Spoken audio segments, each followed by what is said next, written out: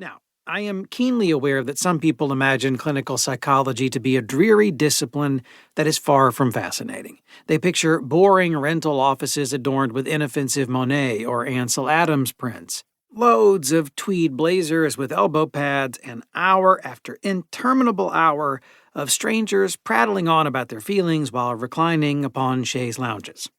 My experience has been a bit different. In the interests of full disclosure, though, I do own 2 chaise lounges and am not completely against tweed. However, I will strongly argue that no patients are boring if you're actually paying close attention to them and what's going on in the room. I am rarely bored at work.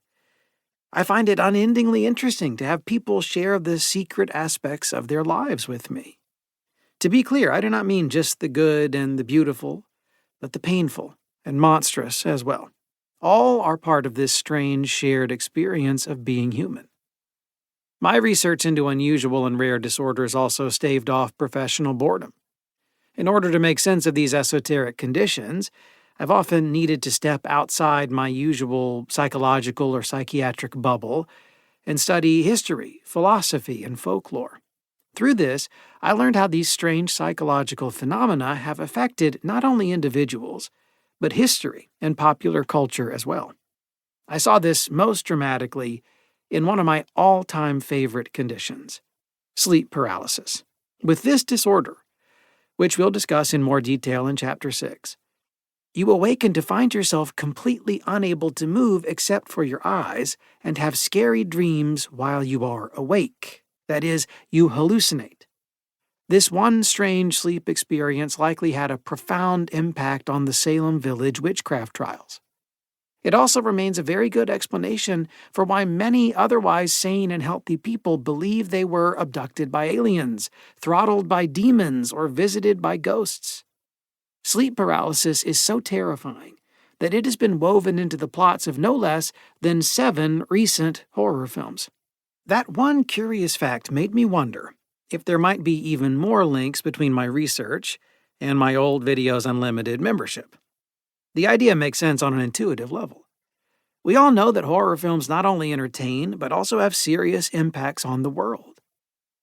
Think of how scary it was to go to sleep after watching A Nightmare on Elm Street, or how Jaws not only made moviegoers afraid of swimming, but also led to disastrous consequences for all those innocent sharks. Director Steven Spielberg later expressed his regret for the feeding frenzy of crazy sport fishermen that decimated the shark population off the coast of North America after Jaws was released in 1975. As I explored such links, I found no shortage of books that analyze horror movies from a psychological or philosophical perspective, applying psychoanalysis or critical theory to explore the hidden agendas of horror films, such as reinforcing or dismantling gender stereotypes, or promoting sexual oppression or liberation. However, I was unable to find a single book, for either academics or a more general audience, examining how horror movies might be connected to actual psychological disorders. Was it possible that, as with sleep paralysis, these movies were knowingly or unknowingly tapping into other real-world clinical problems? When I researched it further, I realized 3 things. 1. The depictions of many famous movie monsters do indeed correspond to bona fide psychological conditions. 2. Although the lineage of most movie monsters, for example, Dracula, Freddy Krueger, can be traced back to folklore and fairy tales, the correspondence between these source materials and the later Hollywood creations are often tenuous at best. In other words, Hollywood doesn't always get it right. Real life and real folklore can be scarier than fiction. 3. My writing this book was probably inevitable, as I started having far too much fun.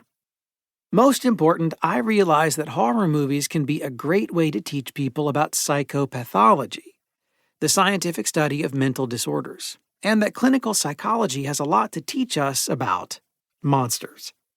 I also hope that this book will in some small way raise public awareness of serious conditions that aren't often discussed but can cause great personal suffering. Although the general public is far more aware of conditions like major depressive disorder, schizophrenia, and post-traumatic stress disorder.